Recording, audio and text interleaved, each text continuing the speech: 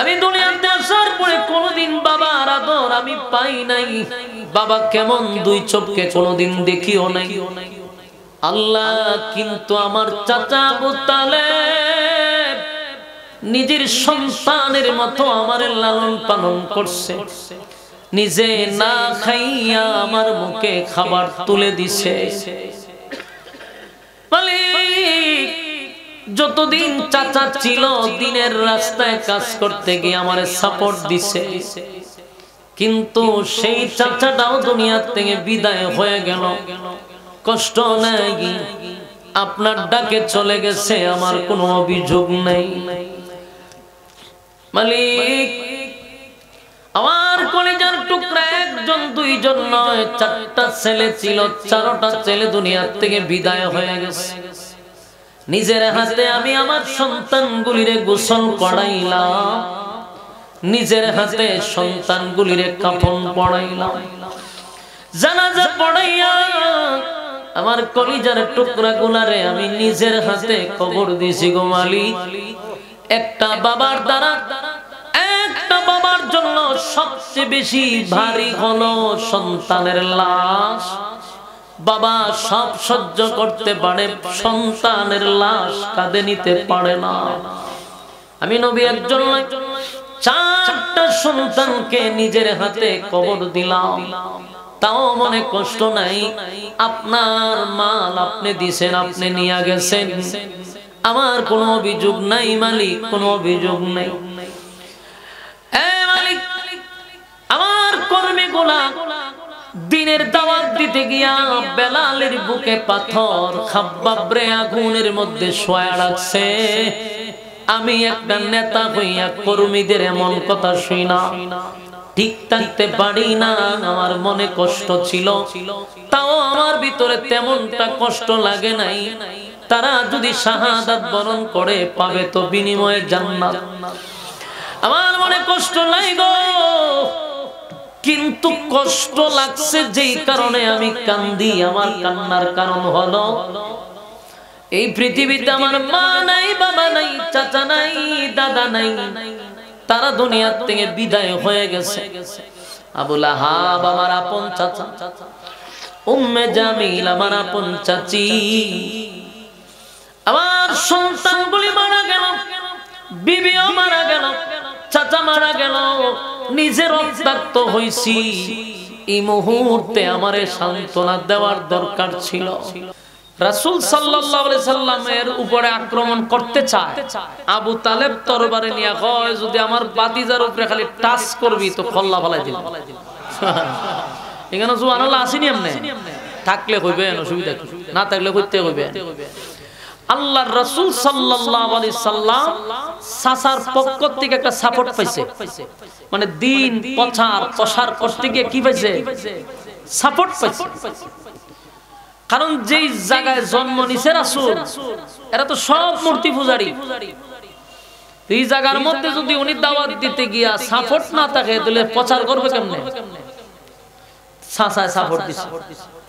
আরেকজন সাপোর্টার ছিল রাসূলের স্ত্রী আম্মা জান খাদিজাতুল কুবরা রাদিয়াল্লাহু তাআলা আনহা। উনিও রাসূলকে সাপোর্ট দিছে। শুধু স্ত্রী ছিল না, একজন গার্জিয়ান ছিল। খাদিজা যদিও মহিলা কিন্তু পাওয়ার আছে। পাওয়ার কেন জানেননি? কয়েকটা গুণে গুণান্বিত হইলে মানুষের পাওয়ারটা ফুল পাওয়ারটা। এক নাম্বার গুণ হইলো যদি লোকটা শিক্ষিত হয়, দুই নাম্বার হলো যদি বংশীয় লোক হয়, মানে বংশ ভালো, সম্ভ্রান্ত পরিবারের হয়, তাহলে এক শিক্ষিত, দুই নাম্বার হইলো বংশীয়, তিন নাম্বার হইলো যদি টাকাওয়ালা হয়। কথা বলেন না দি, যদি টাকাওয়ালা হয় তাহলে আরো সম্মান বাড়তে থাকে। চার নাম্বার হলো যদি দেখতে আরো সুঠাম হয়, দেখতে সুন্দর হয়। কথা বুঝেননি? টাকা হইলে মানুষ তার সাথে লাগতে আসে না, যে এর সাথে লাগতে গেলে বাবারে আমার ক্ষেত বেচন লাগবে। টাকাওয়ালার সাথে মাঝে ফাড়তে লাগে না, যে আমি এর সাথে খেলুম কিন্তু আমার ক্ষেত বেচা কেমন লাগবে, আর হের ক্ষেত বেচন লাগতো না। এই জন্য টাকাওয়ালার লগে লাগে না। দুই নাম্বার যদি বডি শডি ভালো হয়, চেহারা সুন্দর হয়, মানুষের পক্ষে একটা সাপোর্ট পায় যে না লোকটা দেখতে খুব সুন্দর। তিন নাম্বার হলো বংশীয় মর্যাদা যদি থাকে, সম্ভ্রান্ত পরিবারে, তাহলে মানে এমনি সম্মান দেয়, সালাম দেয় যে বাবার বংশ বড় উচ্চ বংশ। চার নাম্বার হলো যদি সে শিক্ষিত হয়, জ্ঞানী হয়। আপনি দেখেন সব আছে কিন্তু মূর্খ, নাম লিখতে গেলে 3 বার কলম ভাঙে। এই লোক যত টাকাওয়ালা হোক, যত বংশীয় মর্যাদা হোক, যত সুন্দর হোক, মানে ধর নাম হইলে একটা পারে, হেরে কি আর সম্মান করতে কথা হয় না। আমরা বাংলাদেশে হিরো আলম চিনুন না, একবার এমপি দাঁড়াইতো, তখন ফাঁস করে লাই অনেকজন সাক্ষাৎকার নিছে পুলিশের যে আপনারা কি করবেন। পুলিশে কয় যদি এমপি হয় তেরে সার ডাক মুখে, আমরা তো সার ডাকতে পারতাম না। কেন কয় হের মতো মূর্খ বেটার আমার সার দাহন লাগে, আমি এত লেখাপড়া করে এই পোশাক লাগাই আমার লাভ কি? যে বেটা কথা কইতে পারে না হে জায়গায় এমপি। হিরো আলম যদি বাংলাদেশ ওর কিন্নাও লা, তাও মানুষ টেকা দিয়ে সার বলাইতে পারবে না। আর মানুষ জানে তার একটি হলো বংশ, আবার শিক্ষাগত যোগ্যতাও নাই, আবার দেখতেও সুন্দর না, তো খালি টেকা হইলি চলবো কথা বল না দি। আম্মা জান খাদিজা, ওনার 4টা গুণ ছিল, সুবহানাল্লাহ। এক নাম্বার হলো টাকা ছিল, উনি ব্যবসায়ী ছিল, শিল্পপতি ছিল। 2 নাম্বার সম্ভ্রান্ত পরিবারের মেয়ে ছিল। জায়েঙ্গা বলে জায়গা তুই জায়েঙ্গা জায়েঙ্গার ঘর জায়েঙ্গা কেন মাহফিলে জায়েঙ্গা বলে আমি ওয়াজ করতে যাই না, হারে জায়েঙ্গা তোরে কেডা রাখছে দূরে খোঁজা কি যা শ্রোতা হে আমারা এখন জায়েঙ্গা জায়েঙ্গা ওয়াজ করতে যাই জায়েঙ্গা। মনোযোগ দেন, মনোযোগ দেন। অহন আম্মাজান খাদিজার কি ছিল? শিল্পপতি, শিক্ষিত, রূপবতী, চেহারা সুন্দর ছিল, তখনকার বিশ্ব সুন্দরী ছিল। সুবহানাল্লাহ। এরপরে ওনার সম্ভ্রান্ত পরিবারের ছিল, এক কথা সব গুণে গুণান্বিত। তাই মানুষ খাদিজার সামনে দাঁড়ায় কথা বলার সাহস পেত না। রাসূল যখন কালেমার দাওয়াত দিত, খাদিজা এইভাবে দাঁড়ায় থাকতো, রাসূলকে টু শব্দ বলার সাহস পেত না মক্কার মানুষ, যে পাশে খাদিজা দাঁড়ায় রয়েছে। তাহলে বলুন আম্মাজান খাদিজা কি খালি শুধু স্ত্রী ছিল না গার্জেন ছিল? গার্জেনের ভূমিকা পালন করছে। তাহলে সবচেয়ে কাছের 2 জন ব্যক্তি হলো আবু তালেব, ওনার স্ত্রী। 2 জন ইসলামের জন্য তারা মানে তাদের প্রটোকলে রাসূল দ্বীনের দাওয়াত দিয়েছে। তো এই মুহূর্তে 2 জনের মধ্যে একজন মারা গেছে, আম্মাজান খাদিজা দুনিয়া থেকে বিদায় হয়ে গেছে। তার মানে রাসূলের একটা সাইড ভেঙে গেছে। আগে তো কালেমার দাওয়াত দিলে মানুষ গালাগালি করত, কিন্তু টাচ করার সাহস পেত না। এখন তো খাদিজা মারা গেছে, রাসূল ব্যথায় ব্যথিত। কিছুদিন পরে আবু তালেবও মরণাপন্ন। যেই লোক গোটা মক্কাতে রাসূলকে শেল্টার দিত, 2 জনের মধ্যে একজন তো শেষ, আর একজনও অসুস্থ, মরণাপন্ন। কিছুদিন পরে আবু তালেবও মারা গেছে। আসলে আছে কে? সাপোর্ট দেওয়ার মতো কেউ নাই। মনে অনেক কষ্ট, চাচাও মারা গেল, বিবিও মারা গেছে। 2 জন আপন লোক ছিল মক্কাতে, 2 জনই শেষ। বারাক্রান্ত মন নিয়ে রাসূল কষ্টে চিন্তা করলো, এখন যদি কালেমার দাওয়াত লইয়া যায়, মক্কার অবস্থা বালা না, অর্ডার দিবে আপাতত কিছুদিন মক্কায় দাওয়াত বন্ধ রাখি। এই বন্ধ রাখিয়া রাসূল যায়েদ ইবনে হারেসারে লইয়া চলে গেছেন তায়েফে, যেখানে দাওয়াত বন্ধ। চল আমরা দূরে গিয়ে দাওয়াত দেই। আশা নিয়া, বুক ভরা মন নিয়ে গেছে তায়েফে কালেমার দাওয়াত দিত। সেখানকার ফুলাফান শিশু গ্যাং আছে না, শিশু গ্যাং, কিশোর গ্যাং, কিশোর গ্যাং, এক যাইতে এক বইটা ফুলাফান আছে। এই তো কিশোর গ্যাং কিছু ফুলাফান ছিল। তায়েফের মানুষ এই ছেলেগুলারে রাসূলের পিছে লাগাই দিছে, বলছে এই লোকটা পাগল, তোমরা তারা মাইরা তারায়া দাও। নাউজুবিল্লাহ। এই ফুলাপানগুলি রাসূলের উপরে পাথর মারতে লাগলো। ঢিল মারতে মারতে রাসূলের শরীরের এমন কোনো জায়গা নাই যেখান থেকে রক্ত বাহির হয় নাই। যে শরীরটাতে আল্লাহ কোনো মশা মাছিরে বসতে দিছে না। সুবহানাল্লাহ আসেনি? কইতে থাকতো বলছেন মহসিং না রাসূলের শরীরে কি বইছে না? এখানে সুবহানাল্লাহ না, আমনের শরীরে আমার শরীরে তো মশা মাছি বয়, হ্যাঁ, আর রাসূলের শরীরে মশা মাছি কোনোদিনও বসে নেই। সুবহানাল্লাহ। কিন্তু সেই শরীরটারে পাথর দিয়া রক্তাক্ত করছে। রাসূল বেহুশ হয়ে জমিনে পড়ছে, আবার রাসূলরে উঠাইছে, আবার মারছে। তো রক্তাক্ত হইয়া বেহুশ হয়ে পড়ে গেছে কালেমার দাওয়াত দিতে। সেখান থেকে রাসূল ফিরে আসছে আবার মক্কায়। সারাটা শরীর যখন মক্কায় ফিরে আসার পরে রক্তাক্ত শরীর নিয়ে অসুস্থ রাসূল কিছুদিন গেল, চাচাও নাই, স্ত্রীও নাই, সুখের দুঃখের কোনো কথা বলার লোকও নাই। মনে কষ্ট নিয়ে কি করব, পয়সা রয়েছে খানায় কাবার সামনে। এর কিছুদিন পরেই রাসূলের ছেলেগুলা একে একে একজন দুইজন ৬০ জন ছেলে ছিল, ৬০ জন মারা গেছে। বুঝতেছেন আমার কথা? ৪ জন ছেলে ৬০ জন মারা গেছে। আপনারাই বলেন একজন বাবা তার ৬০টা ছেলে যদি মারা যায় বাবার অবস্থা কেমন হয়? তাও বালেগ হয় নাই, সবগুলা ছেলে বালেগ হওয়ার আগে আগে দুনিয়া থেকে বিদায় হয়েছে।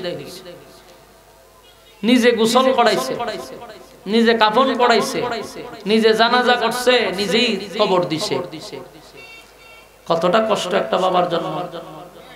আপনারা কথাটা তো কইতেন না আমার সাথে। আপনারা সামনে ওয়াজ করুন আর গুরুস্থান জিয়ারত করেন, এক কতই।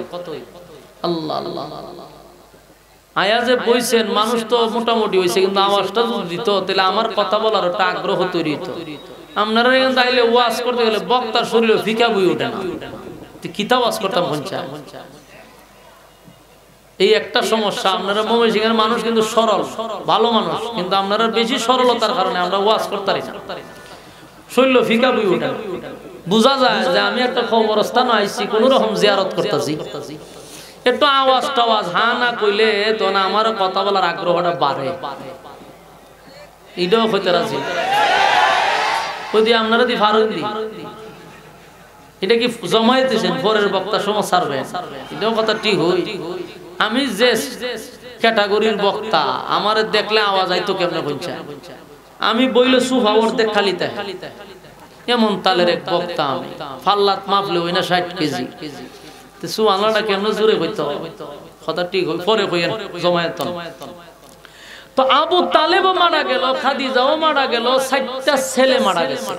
বলেন একটা বাবার মনে কতটুকু কষ্ট গেল। এতগুলা কষ্ট নিয়া রাসূল যখন খানায় খাবার সামনে বসে রইছে, বারাক্রান্ত মন নিয়া রাসূল বসে রইছে, আর চোখ দিয়া মুক্তার দানার মতো পানিগুলা টপ টপ টপ টপ করে পড়তেছে। এর মধ্যে দুইজন লোক আয়া কয়, হুজুর বেলাল রে মারতেছে, বেলালের বুকের মধ্যে ফাতর রাখছে। হুজুর খাব্বাব রে মারতেছে, খাব্বাব রে জ্বলন্ত কয়লার মধ্যে শোয়া রাখছে। আমি শুধু আপনাদেরকে এই পরিস্থিতিটা বুঝাইতেছি, সূরাটা কেন নাযিল হলো একটু পরে বলতেছি। আপনারা আগে পরিস্থিতিটা বুঝতে হবে, কোন প্রেক্ষাপটে কোন ঘটনারে কেন্দ্র করে কখন কোন অবস্থায় সূরাটা নাযিল হইছে এটা বুঝতেই হবে। একটা মানুষ তার স্ত্রী নাই, তার চাচা মারা গেছে, গার্জিয়ান নাই, নিজের রক্তাক্ত সন্তান ৪ জন মারা গেল, আবার নিজের নেতা হইয়া কর্মীদের খবর আসতেছে, কর্মীরা জায়গায় জায়গায় মার খাইতেছে। সহ্য করা সম্ভব? আপনি আমি পারবো? আল্লাহর নবীর কাছে একজন সাহাবী, হুজুর বেলাল রে মারতেছে, খাব্বাব রে মারতেছে, নেতা তো কর্মীরা মার খাইতেছে, আরো কত কষ্ট লাগছে। এতগুলা কষ্ট নিয়ে রাসূল যখন বসে রইছে, এর মধ্যে আরো খবর আসতেছে যে হুজুর আপনার আপন চাচী উম্মে জামিল, আবু লাহাবের বউ এই মহিলা গ্রামে গঞ্জে আপনার বিরুদ্ধে বলতেছে আপনি নাকি আবেতার, মানে আটকুরা, নির্বংশা, লেস কাটা। কে বলতেছে? আপন চাচি। আপন চাচি রাসূলের বিরুদ্ধে বলতেছে, তোমরা শুনছ মুহাম্মদের ধর্ম বেশি দিন জমিনে টিকবে না। কেন? কয় তার ছেলেগুলো একের পর এক সব মারা গেছে, বংশ থাকলেন না তার নাম থাকতো, তার তো বংশই নাই, সে নির্বংশা, সে আটকুড়া, তার ছেলেগুলা সব মারা গেছে, তার নাম নেওয়ার মতো পৃথিবীতে কেউ থাকবে না, তার ধর্ম বেশি দিন জমিনে টিকবে না। এমন কথা বলা বলি করতেছে। সমস্ত ব্যথাগুলি লইয়া রাসূল খানায় কাবার সামনে বসে চোখের পানিগুলা ঝরতেছে। জড়তে জড়তে একটা পর্যায়ে রাসূল ক্লান্ত হয়ে গেছে। ক্লান্ত হয়ে যখন তন্দ্রায় গেছে, তন্দ্রার ভিতর থেকে রাসূল একটা মুস্কি হাসি দিছে। অসংখ্য ব্যথার মাঝখানে চোখের পানি ঝরতেছে, এমন সময় মুস্কি হাসি দিছে। তখন সাহাবী জিজ্ঞাসা করলো, হুজুর আপনার চোখে দিয়া পানি পড়তেছে, এতগুলা দুঃসংবাদ শোনার পরে মুস্কি হাসি দিলেন কেন? রাসূল বলল যে একটা সুসংবাদ, আল্লাহ আমারে খুশি করার জন্য এই মুহূর্তে একটা কমপ্লিট সূরা নাজিল করছে। সূরাটার নাম হলো সূরা কাউসার। ফাইসেননি নাজিল হওয়ার কারণ, কথা বলেন না দি, এই হলো নাজিলের কারণ। এখন আসুন আল্লাহ বলেন, ইন্না আ'তাইনাকাল কাউসার ফাসাল্লি লিরাব্বিকা ওয়ানহার ইন্না শানিআকা হুয়াল আবতার। চিন্তা ওটার কিতা করছেন সাউন্ডারে? হ্যাঁ, গুনগুনি করে কা বক্সের টাউন ঠিক করেন। ইন্না আ'তাইনাকাল কাউসার। আল্লাহ প্রথমে সূরাটা নাজিল করে নবীর একটা সুসংবাদ দিছে। আল্লাহ বলেন, পয়গম্বর আপনি কেন কাঁদেন? কোন কারণে কাঁদেন? নবীজি যখন খানায় কাবার সামনে কাঁদতেছিল, চোখ দিয়া নবীর পানি পড়তেছিল, মুক্তার ধারার মতো পয়গম্বরের পানি, চোখের পানি বেয়ে বেয়ে পড়তেছিল। আল্লাহ তখন বলে, বন্ধু কেন কাঁদেন? বলুন তো দেখি নবী কেন কাঁদে রে? আমার আল্লাহ জানেনি? কথা হয় না? আমার মালিক ভালো করে জানে পয়গম্বর কেন কাঁদে, কেন কাঁদে। এরপর জিজ্ঞাসা করে, বন্ধু কেন কাঁদেন? আল্লাহর নবী বলেন, মালিক আমি কেন কাঁদি আপনার জানার বাকি নাই, আপনি জানেন। এরপরও কেন জিজ্ঞাসা করলেন? আল্লাহ বলে, আমি জানি, তারপরও জিজ্ঞাসা করছি, আপনি বললে আমি আল্লাহ ভালো লাগে। আল্লাহ বলে, বন্ধু কেন কাঁদলেন বলেন?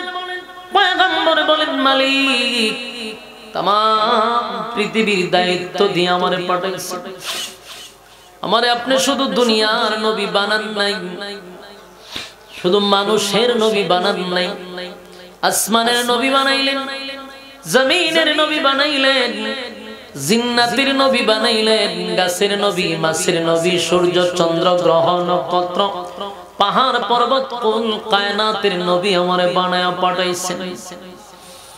কিন্তু আমার মা নাই, বাবা নাই, আমার আত্মীয় স্বজন কেউ নাই গো, আমার দিনের কাজে কেউ আমারে সাহায্য করবে, কেউ আমারে সাপোর্ট করবে, আমার এমন কোন লোক নাই। যারা আছে সবাই তো আমার বিরোধিতা করে, কেউ আমার পক্ষে কথা বলে না। তারপরে আপনার কালেমার দাওয়াত আমি বন্ধ করি নাই। কালেমার দাওয়াত দিতে গিয়া বহুবার আমি মার খাইছি, রক্তাক্ত হইছি, আমার মনে কোনো কষ্ট নাই গো মালিক। এত মার খাইলাম, শরীরের এমন কোন জায়গা নাই যেখান দিয়ে রক্ত বাহির হয় না। আমার মনে কোনো কষ্ট নাই, কোনো দুঃখ নাই। আপনি মালিকের দায়িত্ব পালন করতে গিয়া যদি রাস্তায় আমি শাহাদাত বরণ করি, আমার কোনো কষ্ট লাগবে না। হাসি মুখে আমি নবী শাহাদাত বরণ করতে রাজি। কিন্তু পয়গম্বর বলেন, মালিক আপনার দিনের দাওয়াত দিতে গিয়ে আমি কত কষ্ট করছি, আমার দুঃখ লাগছে না। আমার আপন স্ত্রীটা মারা গেল, যার কাছে আমি দুঃখের সুখের কথাগুলি বলতাম, আমি দুঃখের কথা শেয়ার করতাম, দুঃখের কথা সুখের কথা শেয়ার করতাম। আমার কলিজার টুকরা বিবি দুনিয়া থেকে বিদায় হয়ে গেল। এই দিনের দাওয়াত দিতে গিয়ে আমার বিবি আমার অনেক উপকারে আসছে, আমারে সাপোর্ট দিছে, আমারে মানসিক ভাবে সাপোর্ট দিছে, আমারে শারীরিক ভাবে সাপোর্ট দিছে। বিবিটাও চলে গেল, কষ্ট নাই, আপনার ডাকে চলে গেছে মাঝখানে, আমার কোনো অভিযোগ নাই। আমারে কেউ সান্ত্বনা দেওয়ার দরকার ছিল, আমার সান্ত্বনা কেউ দিল না। কিন্তু আমার নিজের লোকগুলা আমার বিরুদ্ধে মানুষের দ্বারে দ্বারে গিয়া বলে আমি নাকি আবেতা, আমি নাকি নির্বংশা, আমি নাকি আটকোড়া, আমার নাকি কোনো বংশ থাকবে না। মালিক এই কথাটা আমার কলিজায় দারুণ ব্যথা লাগছে, কারণ আমার আপন চাচি হইয়া কেমনে গো মানুষের কাছে গিয়ে আমার বিরুদ্ধে এমন অপপ্রচারটা করলো। মালিক আমার চাচি যদি মানুষের কাছে গিয়ে এমন ভাবে বলতে থাকে, তাহলে তোমার দিন প্রচারটা আমি কেমনে করব? মানুষ আমারে বলবে তোমার আপন লোক তোমার বিরোধিতা করে, তোমার আপন লোক তোমার ঘরের লোক বলছে তুমি পাগল, তুমি আটকোড়া, তুমি নির্বংশা। মালিক এই ব্যথায় ব্যথিত হইয়া আমি কান্দি, আমার কান্নার কারণ হলো এটা, তোমার দিন আমি কেমনে প্রচার করব, তোমার দিন জমিনে কেমনে কায়েম করব, সেই ব্যথায় ব্যথিত হইয়া আমি নবী কান্দি, চিৎকার দিয়া কবি সুবহান। আমার জবাব পায় না, আল্লাহ বন্ধুরে সান্ত্বনা দেয়, বন্ধুরে বন্ধু সান্ত্বনা দেয় গো, বন্ধুরে বন্ধু সান্ত্বনা দেয়। আল্লাহ বলে বন্ধু আমি জানি এই মুহূর্তে আপনাকে সান্ত্বনা দেওয়া দরকার, পৃথিবীর কেউ আপনাকে সান্ত্বনা দিবে না, পৃথিবীর কেউ আপনার কাছে এসে আপনার সান্ত্বনা দিবে না। বন্ধু আমি আপনারে সান্ত্বনা দেওয়ার জন্য, সুসংবাদ জানানোর জন্য এই মুহূর্তে কমপ্লিট একটা সূরা নাজিল করছি বন্ধু, পুরা সূরাটাই আমি আপনারে খুশি করতে নাজিল করছি। আল্লাহ বলে বন্ধু কান্দেন না, কান্দেন না, কান্দেন না, আপনার কান্না আমি আল্লাহ বরদাস্ত করতে পারি না গো। আল্লাহ তখন বলে বন্ধু মানুষ আমারে গালি দেয়, আমি আল্লাহ গজব দিয়া মারি না, আমারে গালি দিলে আমি প্রতিশোধ নেই না। কত বান্দা আমারে গালি দেয়, আমার কষ্ট লাগে না। আপনারা দেখবেন সকালে যদি আমার মালিকরে কেউ গালি দেয় রে, বিকাল বেলা আমার মালিক তার জন্য খাবার রেডি রাখে, কথা হয় না?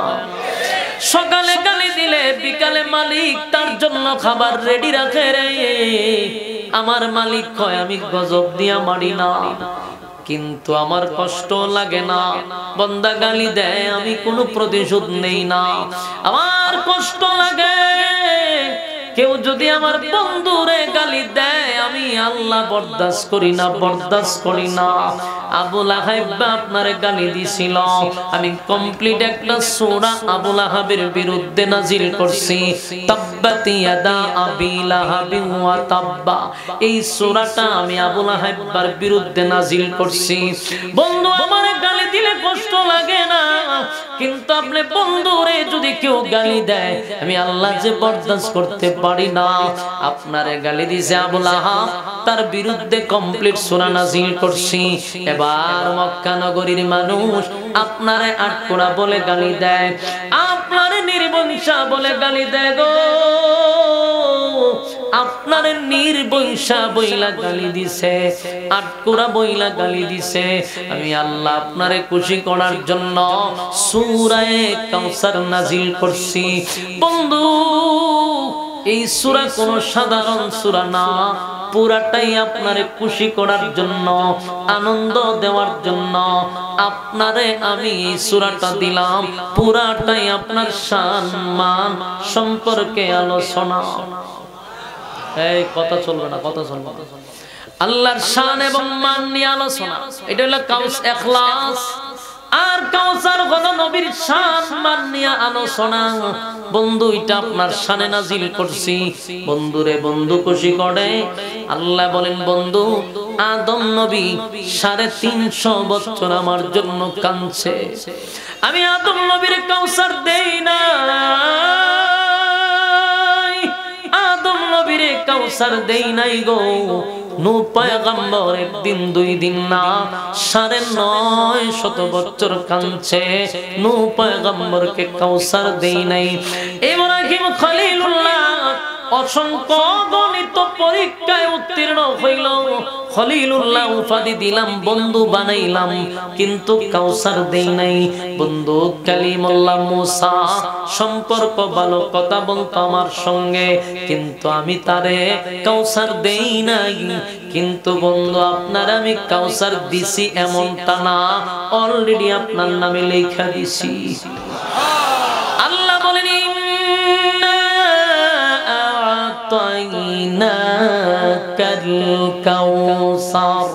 আল্লাহ কয় নিশ্চয়ই আপনাকে আমি কাউসার দান করলাম। কাউসার দান করব বলে নাই, বলছে করলাম। আপনাকে আমি কাউসার দিলাম, কাউসার দিলাম, কাউসার দিলাম। মনোযোগ দিয়া শুনেন। 1 নাম্বার হলো বন্ধু আপনার আমি কাউসার দিলাম। যুবক ভাইরা, আল্লাহ বন্ধুরে সান্ত্বনা দিয়া কয় বন্ধু কান্দেন না, কান্দেন না। আপনার স্ত্রী মারা গেছে, চাচা মারা গেছে, আপনি রক্তাক্ত হইছেন, কর্মীরা নির্যাতিত, আপনার কলিজার টুকরা সন্তানগুলি একে একে 4 জন নিয়ে গেছি। বাবার মনে আমি কষ্ট দিছি, আপনি নবীর মনে বাবা হিসাবে যে কষ্টটা পাইছেন, 4টা ছেলে নেওয়ার কারণে আজকে গোটা মক্কাতে আপনার বিরুদ্ধে অপপ্রচার। তারা বলে আপনার নাম নেওয়ার মতো কেউ থাকবে না, এই জমিনে আপনার নাম বলার কেউ থাকবে না, আপনার নাম কেউ নিবে না, এমনটা অপপ্রচার করতেছে। বন্ধু আমি আল্লাহ ওয়াদা দিলাম, ওয়াদা দিলাম, এই পৃথিবী থাকবে যতদিন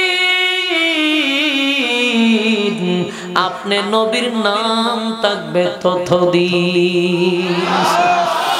আল্লাহ বলেন বন্ধু আমি আল্লাহ আপনার সন্তান নিলাম 4 জন। জুরে কোন কয়জন? 4 জন সন্তান নিছি। এই সন্তানগুলি যদি দুনিয়ার জমিনে বেঁচে থাকতো তাহলে তারা কি করত? আপনার ইজ্জতের হেফাজত করত, আপনার নাম তারা উঁচু করে রাখত, আপনার ইজ্জত যেখানেই নষ্ট হইতো সেখানেই তারা প্রতিবাদ করত। বন্ধু 4টা ছেলে থাকলে বাবার ইজ্জত রক্ষা করত, কিন্তু আমি আপনার 4টা ছেলে নিছি, বিনিময়ে আপনারে কোটি কোটি হাজার কোটি রুহানি সন্তান দান করছি। আমার যুবক ভাইরা, কোটি কোটি হাজার কোটি রুহানি সন্তান আপনাকে দান করছি। যেই রুহানি সন্তানগুলা আপনার নামের ইজ্জত রক্ষার জন্য তারাও নিজের জীবন দিবে, জীবন দিয়া হলো আপনার ইজ্জত রক্ষা করবে। এই ময়মনসিংহের বায়ানা, গৌরীপুরের বায়ানা, বলুন তো দেখি রুহানি সন্তান কারা? আমরা হলাম নবীর রুহানি সন্তান, নবীর রুহানি সন্তান। আমরা হলাম নবীর রুহানি সন্তান। বলুন নবীর ইজ্জত নিয়ে যদি কেউ কথা বলে আমরা কি ছেড়ে দিব? কথা হয় না। আমাদের জীবন দিয়া হলেও নবীর ইজ্জত নষ্ট করতে দিব না, জীবন দিব, নবীর ইজ্জত নষ্ট করতে দিব না। যুবক ভাইরা, আমরা নবীর রুহানি সন্তান, রুহানি সন্তান। নবীর জন্য জীবন দিতে আমরা প্রস্তুত। তাই নিল ৬০ জন ছেলে, দিল আল্লাহ কোটি কোটি রুহানি সন্তান। যুবক ভাইরা আমার, কিয়ামত পর্যন্ত নবীর বিরুদ্ধে যদি কেউ কথা বলে, নবীর রুহানি সন্তানরা প্রতিবাদ করবে। গোটা ১৬টা বছর আমরা দেখছি কত ব্লগার আর কত নাস্তিক আমার নবীর বিরুদ্ধে লেখালেখি করছে। আফসোসের বিষয় হলো রে, আফসোসের বিষয় হলো এদেশের প্রতিটা মানুষ নিজের মুসলমান দাবি করে, মুসলমান দাবি করে। পার্লামেন্টের সদস্য যারা ছিল তারাও নিজেরারে মুসলমান দাবি করে। এদেশের সব নেতারা নিজেরারে মুসলমান দাবি করে। আমার প্রশ্ন হলো ৯৬% মুসলমানের দেশে আমার নবীর বিরুদ্ধে কত লেখালেখি হইল, কত গালি দিল, ধর্ম নিয়ে কথা বলল, নবীর বিরুদ্ধে কথা বলল। একটা ব্লগার কেও শাস্তি দিতে বাংলার মানুষ দেখে নাই। এটাই সবচেয়ে বড় কষ্ট, সবচেয়ে বড় ব্যথা হলো নাস্তিক ব্লগার নবীর বিরুদ্ধে গালি দিল, তাদের শাস্তি হইল না। নবীর ইজ্জত রক্ষার জন্য আলেমরা যখন গেল প্রতিবাদের জন্য, পাখির মতো আমাদেরকে গুলি করে মারছে। ভোলার ইতিহাস আমরা বলি নাই, ভোলাতে নবীর বিরুদ্ধে ফেসবুকে লেখার পরে ভোলার আলেমরা, মাদ্রাসার ছাত্ররা প্রতিবাদ করার জন্য মাঠে নামছে। সরকারের গুন্ডা বাহিনী পাখির মতো গুলি করে আমাদের ছাত্র ভাইদেরকে মারছে।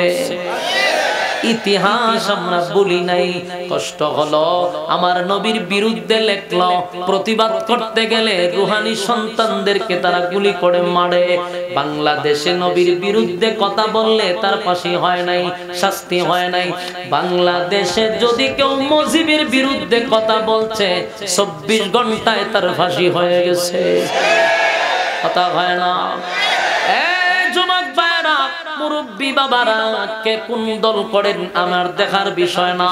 এই বিষয়ে আমি কথা বলতেও রাজি না। শুধু নিজের বিবেকের কাছে প্রশ্ন করেন, আপনি আমি কিন্তু নবীর রুহানি সন্তান।